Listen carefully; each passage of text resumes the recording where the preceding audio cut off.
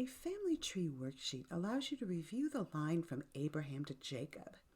It is here students learn of Jacob's infamous heel-grabbing incident, the first of several attempts by Jacob to take something away from his brother Esau.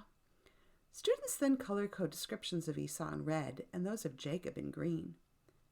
2 students chosen as twins from your classroom are dressed up to represent Jacob as a quiet homebody and Esau as a rugged outdoorsman. A very tired, starving Esau sells his birthright for a bowl of lentil stew at Jacob's urging. Once again, Jacob is a grabber, this time of Esau's birthright. Students learn the meaning of a birthright while eating some lentil soup that you bring from home.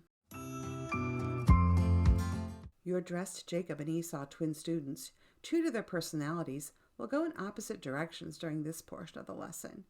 You will send Esau outside of the classroom in search of 6 envelopes that you have previously placed around the building. While he is gone, the class will learn of Jacob and his mom's scheme to grab Esau's blessing. Once Esau returns, the envelopes reveal 6 pictograms. Students puzzle through the pictograms on a worksheet to reveal this phrase, "Esau, I have taken your blessing." A blessings worksheet visually portrays the fulfillment of the prophecy given by God to their mother Rebekah. Jesus is God's only son, and he alone holds all of the blessings and inheritance from God the Father. For reasons we may never understand, but for which we will be eternally grateful, Jesus chose to share his inheritance with us as co-heirs, equal partners.